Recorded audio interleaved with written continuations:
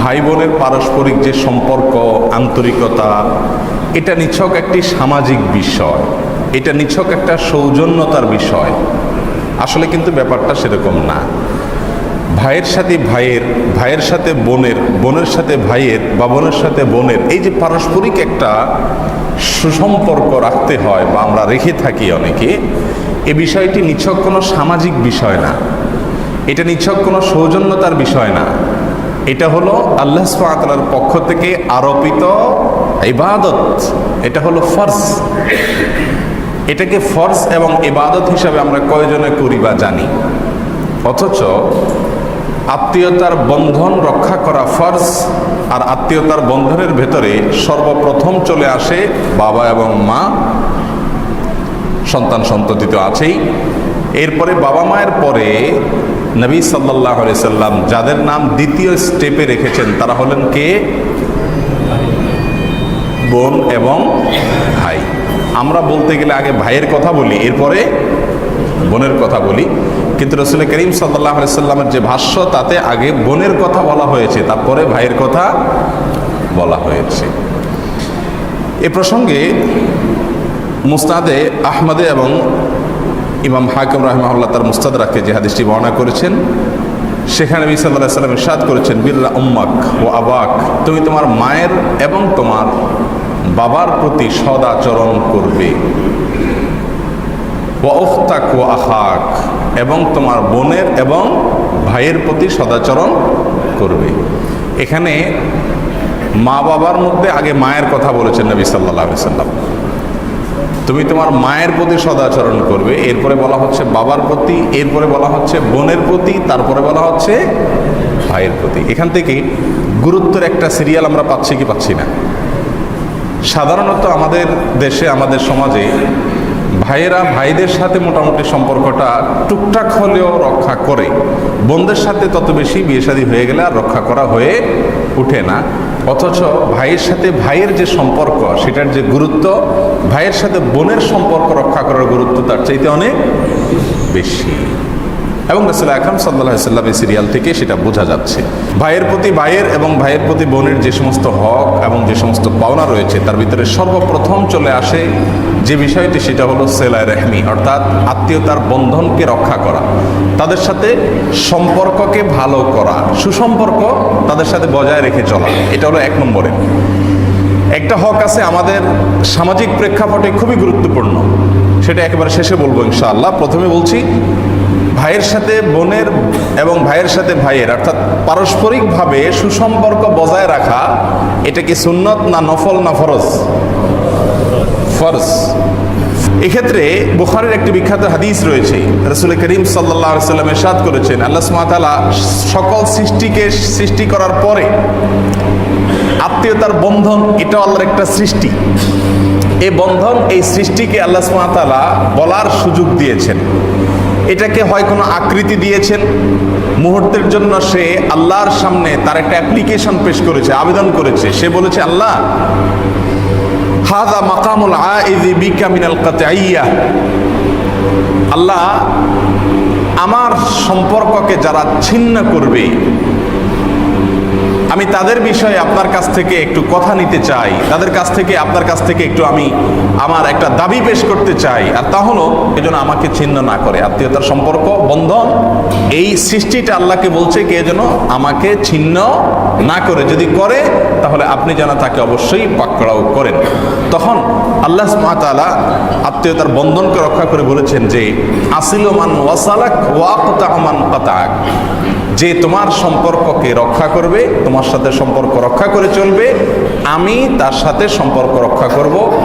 আর যে তোমাকে ছিন্ন করবে, আল্লাহ বলছেন আমিও তাকে বিচ্ছিন্ন করে দেব। আত্মীয়তার বন্ধন রক্ষা করার জন্য পরিষ্কারভাবে নির্দেশ দিয়েছেন আল্লাহ সুবহানাহু ওয়া তাআলা এবং রাসূল আকরাম সাল্লাল্লাহু আলাইহি ওয়াসাল্লাম। সেজন্য আত্মীয়তার বন্ধন রক্ষা করা, আত্মীয়ের সঙ্গে সুসম্পর্ক বজায় রাখা, এটা কোনো সুন্নত, নফল, সামাজিকতা, সৌজন্যতা নয়। এটা কি? ফরজ। এটা ইবাদত। অনেক কাজ আছে যে কাজগুলোকে আমরা ইবাদত মনে করি না, আবার অনেক অপরাধ আছে যেগুলোকে আমরা অপরাধ মনে করি না। যে কাজগুলোকে আমরা ইবাদত মনে করি না, সেগুলোর ভিতরে একটা হলো আমাদের আত্মীয় সম্পর্ক, রক্ত সম্পর্কীয় আত্মীয় স্বজন যারা আছেন তাদের সাথে সুসম্পর্ক রাখা। এটা ইবাদত, শুধু ইবাদত নয়, 5 ওয়াক্ত সালাত যেরকম একটা ফরজ, ওইটাও একটা ফরজ ইবাদত। অতএব আত্মীয়তার সিরিয়ালে যেহেতু মা বাবা আসেন, মা বাবার পরেই যার কথা রাসূল আকরাম সাল্লাল্লাহু আলাইহি ওয়াসাল্লাম বলেছেন তিনি হলেন কে? বোন, এরপরে হলো ভাই। এদের সাথে সম্পর্ক বজায় রাখা, সুসম্পর্ক রক্ষা করা ফরজ। আমাদের সমাজে বহু ভাই আছেন যাদের বোনের সাথে 2-4-6 মাসেও ভালো করে একবার কি হয় না, যোগাযোগ হয় না।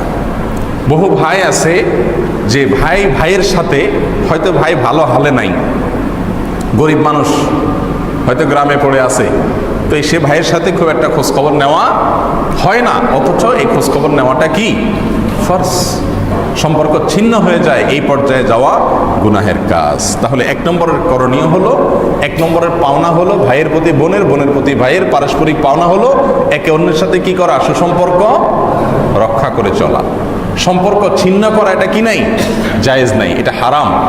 আপনার কোনো কারণে যদি মনে কষ্ট হয় ভাইয়ের কোনো আচরণে, বোনের কোনো আচরণে, আপনি 3 দিন পর্যন্ত রাগ করে কথা না বলে সম্পর্ক ছিন্ন করে থাকতে পারবেন, এই অধিকার আপনার আছে।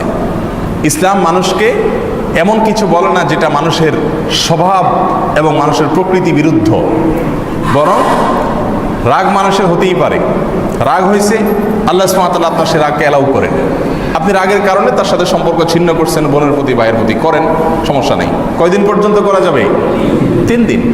3 দিনের বেশি যদি হয়ে যায় তাহলে সেক্ষেত্রে সেটা কি হবে, গুনাহের পর্যায়ে চলে যাবে। শুধুমাত্র আল্লাহর সন্তুষ্টির জন্য সকল ভেদাভেদ এবং সকল মতপার্থক্য ভুলে গিয়ে ভাইয়ের সাথে বোনের সাথে 3 দিনের মধ্যেই বা 3 দিনের শেষের দিকে হলেও যোগাযোগ রক্ষা করে চলতে হবে। আল্লাহ তাআলা আমাদের সকলকে তৌফিক দান করুন। দ্বিতীয় যে অধিকার ভাই এবং বোনের একে অন্যের প্রতি, তা হলো একে অন্যের প্রতি উভয়ে পারস্পরিকভাবে ইহসান করতে হবে, দয়া এবং নম্রতা দেখাতে হবে, কোমলতা প্রদর্শন করতে হবে, রুক্ষতা দেখানো যাবে না, মেজাজ দেখানো যাবে না, ব্যবহার খারাপ করা যাবে না। এই জায়গা থেকে আমাদের বেরিয়ে আসতে হবে, নিজেকে পরিবর্তন করতে হবে। মনে রাখতে হবে আপনার বন্ধু, আপনার সহপাঠী, আপনার অফিস কলিগ, আপনার ক্লায়েন্ট, কাস্টমার, আপনার বাইরের কোনো লোক যদি আপনার সুন্দর আচরণ পায়, সে যদি আপনার মুস্কি হাসি পায়, সে যদি আপনার সুন্দর ব্যবহার পায়, তো আপনার বোন ভাই আপনার সুন্দর ব্যবহার পাওয়ার হক তাদের চাইতে বহুগুণ বেশি। সেই অধিকার তাদের বেশি, তাদের অধিকার দিলেন না, বাইরের লোকের সাথে খুব মধুময় সম্পর্ক করলেন, এটাকে বলা হয় স্বার্থপরতার সম্পর্ক। আপনি আল্লাহর হক, আল্লাহর নির্দেশ, বান্দার হক এটা বুঝলেন না, তার প্রমাণ হবে। বিধায় বাইরের লোকদের সাথে আপনি মধুর সম্পর্ক রাখেন, সেটা নিষেধ নাই, কিন্তু তাদের চাইতে আপনার মধুরতা যেন বেশি হয় কার সাথে? ভাই বোনের সাথে। তাদেরকে শাসন করতে হলেও যেন সেখানে মধুমাখা শাসন থাকে। তাদেরকে যদি কোনো কারণে একটু শক্ত কথা বলতে হয়, সেখানেও যেন মধু ঝরে, সেখানে সেটা যেন কর্কশ না হয়, সেটা যেন দুর্গন্ধময় না হয়, সেটা যেন উৎকট না হয়, সেটা যেন তাদের কষ্টের কারণ না হয়। আল্লাহ তাআলা আমাদেরকে সেই তৌফিক দান করুন। রাসূল করিম সাল্লাল্লাহু আলাইহি সাল্লামের একজন বোন ছিলেন, দুধ বোন, যার নাম হলো শাইমা বিনতুল হারিস। আপন রক্ত সম্পর্কীয় বোন সরাসরি না, দুধ বোন, কিন্তু দুধ বোনও বোন। তো দুধ বোনও যেহেতু বোন, নবী সাল্লাল্লাহু আলাইহি সাল্লামের কাছে একবার অনেক পরে, বড় হওয়ার পরে তিনি আসছেন ভাইয়ের কাছে, দুধ ভাইয়ের কাছে বেড়াইতে আসছেন। রাসূল আকরাম সাল্লাল্লাহু আলাইহি সাল্লাম তার বোন শাইমা বিনতুল হারিস রাদিয়াল্লাহু তাআলা আনহা, দুধ বোন, তিনি আসার পরে দীর্ঘ বিরতির পরে, বহুকাল পরে দেখা, আসার পরে নবী সাল্লাল্লাহু আলাইহি সাল্লাম তার জন্য নিজের চাদর বিছিয়ে দিলেন এবং বললেন, বোন আপনি বসুন এখানে। এবং বসানোর পরে তার সাথে অত্যন্ত সুন্দর আচরণ করলেন, তাকে সম্মান করলেন, তার প্রতি ভালোবাসা প্রদর্শন করলেন এবং এরপরে বললেন, সব কিছু করার পরে, আপ্যায়ন করার পরে বললেন, বোন আপনি যদি চান আপনার ভাইয়ের কাছে আপনি থাকবেন তাহলে আলহামদুলিল্লাহ, ওয়েলকাম, আপনি থাকুন আমার এখানে। আর যদি আপনি চলে যেতে চান তাহলে সেক্ষেত্রেও আপনাকে আমি স্বাভাবিকভাবে যেতে দিব না। বোন হিসাবে আপনার প্রতি আমার কিছু কর্তব্য আছে, সেগুলো আমি পালন করব। আর যদি থাকতে চান তাহলে সম্মানের সাথে, ভালোবাসার সঙ্গে আপনি অবশ্যই থাকবেন। তখন বোন বললেন, না আমি চলে যেতে চাই। রাসূল আকরাম সাল্লাল্লাহু আলাইহি সাল্লাম তখন তাকে সেই যুগের অনেক হাদিয়া এবং উপঢৌকন নিজের সাধ্য অনুযায়ী যা দেওয়া যায় তা দিয়ে তারপর দুধ-বোনকে বিদায় করলেন। এই ছিল রাহমাতুল লিল আলামিন রাসূল করিম সাল্লাল্লাহু আলাইহি সাল্লাম একজন দুধ-বোনের প্রতি তার আচরণ। আর দুধ-বোন তো পরের কথা, আমাদের মায়ের পেটের বোন আমাদের বাসা বাড়িতে বিয়ে শাদীর পরে আসলে আমাদের কপাল ভাঁজ হয়ে যায়। অনেকের, সবাই না, অনেকের ব্রু কুচকায় যায়। বোনরা খুব বেশি দিন বেড়াইলে আমাদের কাছে ভালো লাগে না, ঠিক না ঠিক? অথচ আমার সম্পদ, আমার স্ত্রীর সেখানে অবশ্যই অধিকার আছে, সন্তান সন্ততির অবশ্যই অধিকার আছে, তাদেরকে ভরণ পোষণ দেওয়া ফরজ, সেটা ঠিক আছে। কিন্তু সেই সাথে আমার রক্ত সম্পর্কীয় আত্মীয় হিসাবে মা বাবার পরেই আমার বোন এবং ভাইয়ের অধিকার সেখানে সবচাইতে বেশি। আপনার বাড়িতে আপনার বন্ধু কয়দিন দাওয়াত খায় আর আপনার বোনরে কয়দিন দাওয়াত দিয়ে খাওয়ান? এটা একটা প্রশ্ন। বহু লোক আছে বন্ধু বান্ধব অফিস কলিগ ঘুমায়া তাদেরকে কয়দিন পর পর খাওয়ায়, কিন্তু বোন সেই বেচারিকে 2-4 মাসও একটা দাওয়াত দিয়ে আপ্যায়ন করে। এই যে রাসূল আকরাম সাল্লাল্লাহু আলাইহি সাল্লাম দুধ বোনের প্রতি যে আচরণটা করেছেন সেরকম আচরণ করা হয়ে ওঠে না। প্রিয় ভাইরা আমার, দুধ বোন তো একই বয়সের, তার জন্য যদি রাসূল আকরাম সাল্লাল্লাহু আলাইহি সাল্লাম চাদর বিছিয়ে দিয়ে, নিজের গায়ের চাদর এটা বিছানোর জিনিস না, সেটা বিছিয়ে দিয়ে বসানো মানে কি? মানে তাকে সবচেয়ে বেশি সম্মান দেখানো। তাহলে আপনার রক্ত সম্পর্কীয় অনেক বড় বোন আছে, ছোট বোন তো বটেই, ছোটের প্রতি স্নেহ করা যেরকম জরুরি, বড়ের প্রতি, বড় বোনের প্রতি সম্মান বা শ্রদ্ধা দেখানোটাও সেরকম জরুরি। সম্মান, শ্রদ্ধা, ছোট বোনের প্রতি স্নেহ ভালোবাসা থেকে এরকম আপ্যায়ন করা, এরকম ভালোবাসা দেখানো, এরকম উদার মানসিকতার পরিচয় দেওয়া, এরকম ভাই আজকে সমাজে খুবই কম। অথচ মাশাআল্লাহ অনেকে আমরা ইসলামকে প্র্যাকটিস করি কিন্তু এই বিষয়গুলো খেয়াল করি না। তাহলে এই দ্বিতীয় অধিকারটা খেয়াল করতে হবে। ভাই বোন পরস্পরের দয়া দেখাইতে হবে, নম্রতা দেখাইতে হবে, কোমলতা দেখাইতে হবে। কঠোর হওয়া চলবে না, রুক্ষ হওয়া চলবে না, মেজাজ দেখালে চলবে না, আচরণ খারাপ করলে চলবে না। যদি করেন তাহলে আপনার আখিরাত নষ্ট হবে, আপনার আমলনামা নষ্ট হবে, আপনি গুনাহগার হবেন। যদি আপনি 5 ওয়াক্ত নামাজ পড়েন, যদি আপনি রোজা রাখেন, যদি আপনি হজ করেন, যদি আপনি যাকাত আদায় করেন, কিন্তু তাদের প্রতি যদি অসৎ আচরণ করেন আল্লাহর কাছে আপনাকে পাকড়াও হতে হবে। আল্লাহ তাআলা আমাদের সবাইকে এই অধিকারটাও যথাযথভাবে আদায় করার তৌফিক দান করুন। নাম্বার 3, তৃতীয় অধিকার হলো তাদের জন্য দোয়া করা, আল্লাহর কাছে তাদের কল্যাণ চাওয়া। আমরা নিজেদের জন্য দোয়া কম বেশ করি, ছেলে মেয়ের জন্য করি আলহামদুলিল্লাহ। ভাই বোনের জন্য দোয়া শেষ কবে করেছি আমরা কয়জন মানুষ মনে করতে পারবো? যে ভাইয়ের নাম ধরে, বোনের নাম ধরে, আল্লাহ আমার অমুক ভাইকে তুমি এই বিপদে আছে দূর করো, আল্লাহ এমনি স্বাভাবিকই আছে কিন্তু তাকে তুমি ভালো রাখো, সুস্থ রাখো, আমরা কয়জন দোয়া করে থাকি? অথচ কোরআনে কারীম খুললে আমরা দেখি, রাসূল আকরাম সাল্লাল্লাহু আলাইহি ওয়াসাল্লাম হাদিস খুললে দেখি, আল্লাহর প্রিয় বান্দারা আম্বিয়া আলাইহিমুস সালাতু ওয়াস সালাম তাদের আপন ভাই বোনদের জন্য দোয়া করতেন আল্লাহর কাছে। রীতিমতো কি করতেন? দোয়া করতেন, তাদের জন্য আল্লাহর কাছে বিভিন্ন জিনিস চাইতেন। এখন দোয়া তো দূরের কথা, অনেক ভাই বোন আছে যে একে অন্যের সাথে রেষারেষি থাকে, হিংসা থাকে। অনেক ভাইয়ের উন্নতি দেখলে আরেক ভাইয়ের কি হয়? অস্থিরতা শুরু হয়, ভিতরে জ্বালা পোড়া শুরু হয়ে যায়। হায় হায়, এ উপরে উঠে গেল, তাই আমি তো নিচে নেমে গেলাম। তার জন্য কল্যাণ চাওয়া তো দূরের কথা, উল্টা তার অকল্যাণ অনেক সময় চায়। মুসা আলাইহিস সালাম তার ভাই হারুনের জন্য আল্লাহর কাছে বিভিন্ন অ্যাপ্লিকেশন করেছেন, বিভিন্ন দরখাস্ত করেছেন, বিভিন্ন দোয়া করেছেন। তার ভিতরে একটি দোয়া ছিল, আল্লাহ আমার ভাই হারুন সে আমার চাইতে একটু ভালো কথা বলতে পারে, আপনি আমাকে নবী হিসাবে পাঠিয়েছেন, তাকেও আমার সঙ্গে দেন, অর্থাৎ নবী হিসাবে তাকেও মনোনীত করেন। নবুয়তের যে মর্যাদা, এই মর্যাদায় নিজে আসীন হওয়ার পরে নিজের ভাইয়ের জন্য আল্লাহর কাছে অ্যাপ্লিকেশন করে তাকেও সেই মর্যাদায় আসীন করে ছেড়েছেন। এবং আল্লাহ বলেছেন, ওয়ালাকাদ উতীতা সুলাকা ইয়া মূসা, হে মূসা তোমার যে চাওয়া ছিল, তোমার যে দোয়া ছিল সেটা আমি মঞ্জুর করে ফেলেছি। অনেক ওলামায়ে কেরাম বলেন, পৃথিবীতে যত ভাইয়েরা তার ভাই বা বোনের জন্য যত কিছু চেয়ে নেয় আল্লাহর কাছ থেকে, তার ভিতরে সবচেয়ে বড় জিনিসটা চেয়েছেন মূসা আলাইহিস সালাম তার ভাই হারুন আলাইহিস সালামের জন্য। কারণ কি? কারণ তার ভাই হারুনের জন্য কোনো টাকা পয়সা অন্য কিছু চান নাই। কি চাইছেন? নবুয়ত চাইছেন, নবী হওয়া চেয়েছেন। নিজেকে আল্লাহ সুবহানাহু ওয়া তাআলা যে মর্যাদা দিয়েছেন সেই মর্যাদায় নিজের ভাইকে আসীন করার জন্য দরখাস্ত করেছেন এবং আল্লাহ সুবহানাহু ওয়া তাআলা সেই দরখাস্ত মঞ্জুর করেছেন।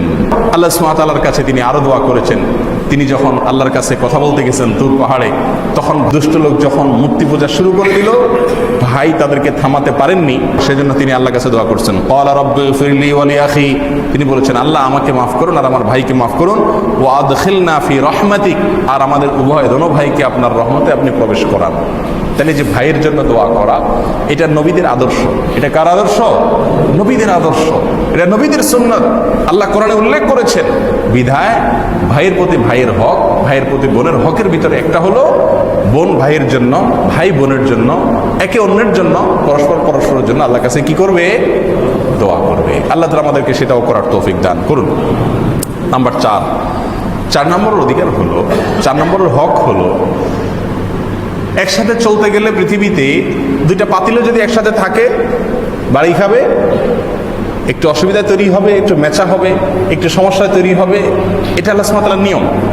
অতএব ভাই বোন একসাথে থাকবে, আর কখনো কোনো বাদানুবাদ হবে না, কোনো মতপার্থক্য হবে না, কোনো ঝগড়াঝাটি হবে না। এটা কোনোদিনই সম্ভব না। একজন ভাইয়ের কর্তব্য, একজন বোনের কর্তব্য যে পরস্পরের প্রতি এই মানসিকতা রাখবে যে তাদের কোনো ভুল ত্রুটি হলে সেটাকে ধরে বসে না থেকে সেটাকে ক্ষমা করে দিতে হবে। সেটাকে নাথিং মনে করে, কোনো কিছুই না এটা মনে করে, আমার ভাই আমার বোন, সে ভুল করতেই পারে, ভুল করলেও সে আমার ভাই আমার বোন। নিজের সন্তান যেরকম ভুল করলে মা বাপ তাকে যেরকম ফেলে দিতে পারে না, ভাই বোনের ভুলের কারণে তাদেরকে কি দেওয়া যাবে না? ফেলে দেওয়া যাবে না। এই ভুলগুলার অনেক ব্যাখ্যা হতে পারে, অনেক লম্বা আলোচনা হতে পারে। ইচ্ছাকৃত ভুল অনেক সময় হয় কি হয় না? ইচ্ছাকৃত ভুল মানে কি?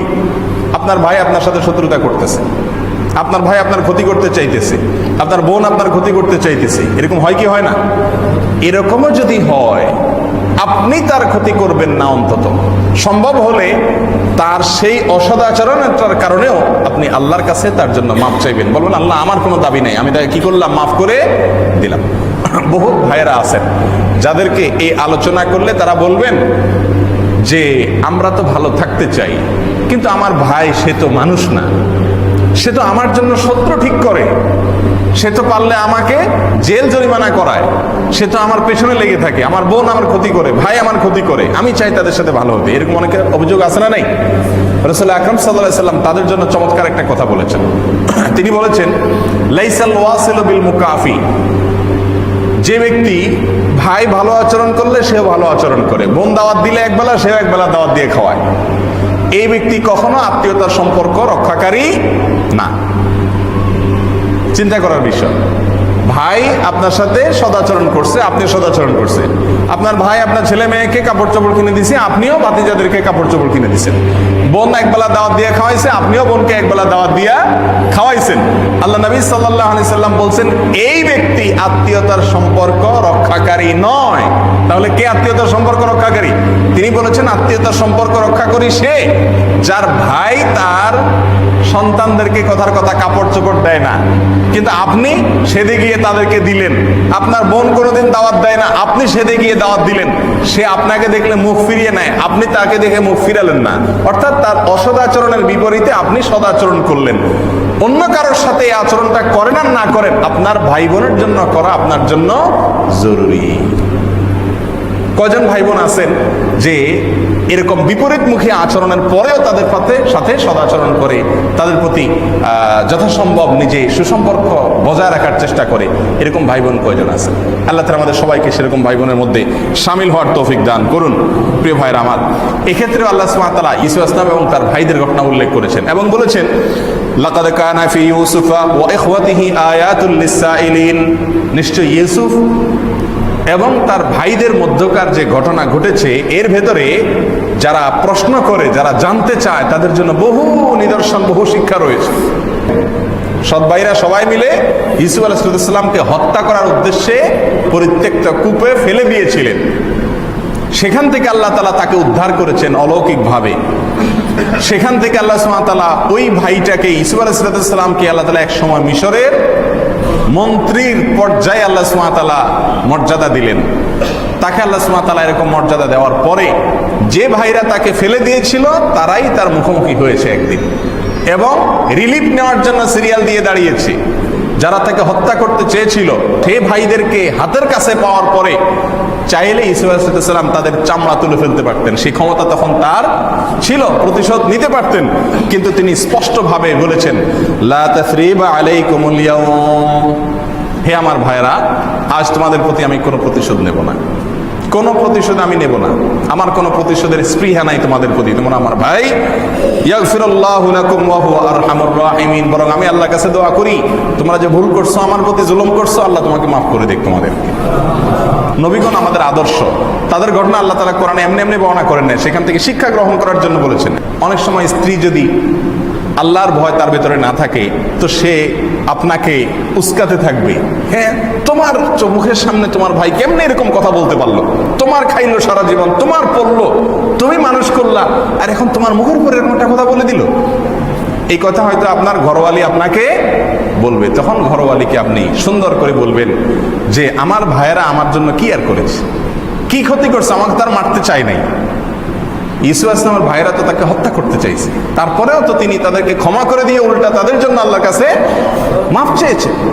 আর এটাই মুসলমানের আদর্শ, যে অন্য কারোর প্রতি আপনি দয়া যাই দেখান না দেখান, আপনার মা বাবার পরে সবচেয়ে বেশি দয়ার হক এবং অধিকার এবং পাওনা হলো আপনার বোন এবং ভাইয়ের। কোথায় সেই পরিবার আজ? দিন যত যাচ্ছে মুসলমানদের মধ্য থেকে পারিবারিক সেই সৌন্দর্যগুলো, বন্ধনগুলো আস্তে আস্তে হারিয়ে যাচ্ছে, ঠুনকো হয়ে যাচ্ছে। এখন আর আগের মতো ভাই বোনের সম্পর্ক ততটা সুদৃঢ় পাওয়া যায় না, দেখা যায় না। এখন প্রত্যেকে ইয়ানফসি ইয়ানফসি, নিজের ছেলে মেয়ে বউ বাচ্চা কাচ্চা এর ভিতরে নিজের সবকিছু সীমাবদ্ধ, নিজের জগৎ সীমাবদ্ধ। ভাই বোনকে মনে করা হয় থার্ড পার্সন, অথচ ভাই বোনের প্রতি অধিকার আমাদের অনেক। অতএব তাদের যদি কোনো ভুল ত্রুটি হয়, তাদের সেই ভুল ত্রুটিকে খুব শক্তভাবে ধরে বসে না থেকে তাদের অধিকার এবং হক হলো আল্লাহর জন্য, আল্লাহর সন্তুষ্টির উদ্দেশ্যে তাদেরকে কি করা, ক্ষমা করে দেওয়া। আল্লাহ তাআলা আমাদের সকলকে সেই তৌফিক দান করুন। যদি কোনো কারণে মনোমালিন্য হলো, তাহলে আপনি রাগ করে তাদের সাথে সম্পর্ক ছিন্ন করে ফেললেন। আপনার ভাই ভুল করছে, আপনার বোনই ভুল করছে, বুঝলাম, তো সে ভুলের কারণে আপনি কি করলেন, যেহেতু সে আমার প্রতি অন্যায় করছে, যেহেতু সে বেয়াদবি করছে, আমি তার সাথে আর কথাবার্তা বলবো না, তার বাসায় আর যাবো না, তাকে আর দাওয়াত দেবো না, তাকে আর ফোন করবো না। এরকম হয় কি হয় না? এরকম যদি হয় তো ভালো করে জেনে রাখেন, নবী সাল্লাল্লাহু আলাইহি ওয়াসাল্লাম বলেছেন, লা ইয়াদখুলুল জান্নাতা কাতিউ রাহমিন, যারা আত্মীয়তার বন্ধনকে ছিন্ন করে দেয় তারা কখনো জান্নাতে প্রবেশ করবে না। স্যাক্রিফাইস, ত্যাগ, ছাড়, এটা দিতে হবে কার জন্য? আল্লাহর জন্য, জান্নাতে যাওয়ার খাতিরে। আমার কাছে ভালো লাগছে না, সে আমার সাথে অসদাচরণ করছে, কিন্তু আমার যেহেতু জান্নাতে যাওয়ার টার্গেট, সেজন্য আমাকে স্যাক্রিফাইস করতে হবে। মনের বিরুদ্ধে হলো তার সাথে সম্পর্ক ভালো রাখার চেষ্টা করতে হবে। হ্যাঁ, আপনার তরফ থেকে যদি আপনি ভালো রাখার চেষ্টা করলেন, এরপরেও তার পক্ষ থেকে কোনো সাড়া নাই, সে আপনাকে পাত্তা দিতে রাজি না, এরকমও হয় অনেক সময়। যদি এরকম হয় তো আল্লাহর কাছে আপনার কোনো দায় থাকলো না। আপনি বলতে পারলেন, আল্লাহ আমি চেষ্টা করেছি আমার তরফ থেকে, দাওয়াত দিয়েছি, তার বাসায় গিয়েছি, তাকে উপঢৌকন দিয়েছি, তার বিপদে দোয়া করেছি, তার কল্যাণ চেয়েছি, কিন্তু সে আমাকে বিশ্বাস করেনি বা সে আমাকে সাড়া দেয়নি। সে আল্লাহর কাছে পাকড়াও শিকার হবে, কিন্তু আপনি অন্তত আল্লাহর কাছ থেকে পাকড়াও থেকে মুক্তি পাবেন। আল্লাহ আমাদের সবাইকে তৌফিক দান করুন। 5 নম্বর, এবং যে অধিকারটা আমাদের সামাজিক প্রেক্ষাপটে সবচাইতে গুরুত্বপূর্ণ, সেটা হলো মা বাবার রেখে যাওয়া সম্পত্তিতে যার যেই হক আছে, ভাই এবং বোন প্রত্যেকের যে যে হিস্সা, যে যে অংশ মা বাবার সম্পদে আল্লাহ সুবহানাহু ওয়া তাআলা ধার্য করে দিয়েছেন, সেটাকে যথাযথভাবে ভাই বোনের কাছে পৌঁছে দেওয়া। এই বিষয়টি আমাদের সমাজে এখন খুবই কম। ভাইদের ভিতরে যাদের প্রভাব বেশি আছে তারা হয়তো পুরোটাই কি করে, ভোগ করে। ভাই বোনদের ভিতরে যারা দুর্বল আছে তাদেরকে আর মা বাবার প্রত্যেকটা সম্পত্তিতে তাদের যে হক আছে, পাওনা আছে, সেটা সঠিকভাবে পরিশোধ করে না। বিশেষ করে বোনদেরকে তো পরিশোধ করার কালচার একেবারে নেই বললেই চলে। চুরি করে সম্পদ কামাই করলে যেরকম গুনাহ হবে, ডাকাতি করে ছিনতাই করে সম্পদ কামাই করলে যেরকম গুনাহ হবে, ঘুষ নিয়ে দুর্নীতি করে সম্পদ কামাই করলে যেরকম গুনাহ হবে, ভাই বোনের এই মা বাবার সম্পত্তিতে যে হক আছে সেটা না দিয়ে সেটা মেরে দিলে সেরকম গুনাহ এবং অপরাধ হবে। রাসূল আকরাম সাল্লাল্লাহু আলাইহি ওয়াসাল্লাম বলেছেন, এক বিঘত সম্পত্তি, এক বিঘত জমিন, ল্যান্ড যদি কেউ কারোর অন্যায়ভাবে আত্মসাৎ করে, ভোগ করে, তো আল্লাহ সুবহানাহু ওয়া তাআলা কিয়ামতের দিন 7 তবকা জমিন তার গলায় ঝুলিয়ে দিবে এবং এটা তার শাস্তি হতে থাকবে, তাকে ধসিয়ে দেওয়া হবে। প্রিয় ভাইয়েরা আমার, অতএব ভাই বোনের এই অধিকারটার ব্যাপারে খুব বেশি সচেতনতা আমাদের মধ্যে জরুরি। ভাই এবং বোনের প্রতি যে হক আছে, যে পাওনা আছে, সেই পাওনাগুলো যেন আমরা পরিশোধ করি। আল্লাহ তাআলা আমাদের সকলকে সেই তৌফিক দান করুন। বিশেষ করে আমাদের পরিবারগুলো থেকে এগুলোর চর্চা হওয়া দরকার। আপনি বাবা, আপনি আপনার ভাইয়ের সাথে, আপনার বোনের সাথে কি আচরণ করছেন সেটা কিন্তু আপনার সন্তান দেখে দেখে শিখবে। আপনি যদি আপনার ভাই বোনের প্রতি সদাচরণ না করেন, সুসম্পর্ক বজায় না রাখেন, তো আপনি নিশ্চিত থাকতে পারেন যে আপনার এই সন্তান কোনোদিন তার ভাইয়ের প্রতি, তার বোনের প্রতি সদাচরণ করবেন। আপনি বাবা হিসাবে আপনি কি চাইবেন না যে আমার সব সন্তানেরা আমার জীবদ্দশা এবং আমার মৃত্যুর পরে মিলেমিশে থাকুক? কি বলেন? সব বাবা মা এটা চায় কি চায় না? কি আশ্চর্য কথা! আপনি বাবা যখন হন তখন আপনি চান যে আপনার সন্তানরা সবাই মিলেমিশে থাকুক, কিন্তু আপনি আপনার ভাই বোনের সাথে সেইভাবে মিলেমিশে থাকতে রাজি না। এই বৈপরীত্য যদি আপনার সংসারে থাকে তো নিশ্চিত হতে পারেন আপনার সন্তানরা কোনোদিন আপনার কাছ থেকে এই শিক্ষা পেল না, এবং এর ফলে তারাও তাদের ভাই বোনের সাথে যেভাবে মিলেমিশে থাকার কথা সেভাবে কোনোদিনই থাকবে না। যেই বাবা তার বাবার জুতা সোজা করে, তার বাবার কপালে চুমু খায়, তার বাবার হাত পা ধুয়ে দেয়, সেই ঘরের নাতিরা দাদার প্রতি বাবার কর্তব্য দেখে শিখে এবং সেও বড় হলে বাবার প্রতি সেরকম আচরণ করে। আর যদি আপনি আপনার বাবার প্রতি দায়সারা ভাব নিয়ে চলেন, তো আপনার সন্তান আপনার প্রতি আপনার বড় হওয়ার পরে, সে বড় হওয়ার পরে, আপনি বৃদ্ধ হওয়ার পরে অবশ্যই দায়সারা ভাব নিয়ে চলবে, কখনো সে প্রকৃত অর্থে আপনার প্রতি সদাচরণ করবে না। এই জন্য বিষয়গুলো পারিবারিকভাবে শেখাতে হয়। আল্লাহ সুবহানাহু ওয়া তাআলা আমাদের সকলকে সেরকম পরিবার গঠন করার তৌফিক দান করুন, যেরকম পরিবার হলে আমরা সবাই জান্নাতে যেতে পারবো। আল্লাহ সুবহানাহু ওয়া তাআলা আমাদের প্রতি সন্তুষ্ট হবেন, যেরকম ছিল নবীদের সিফত এবং গুণ, আমাদের নবী সাল্লাল্লাহু আলাইহি ওয়াসাল্লামের আদর্শ, আল্লাহ তাআলা সেরকম আদর্শবান হওয়ার তৌফিক দান করুন। ভাই বোন পারস্পরের হক যেন আমরা আদায় করতে পারি সেই তৌফিক আল্লাহ তাআলা আমাদের সকলকে দান করুন।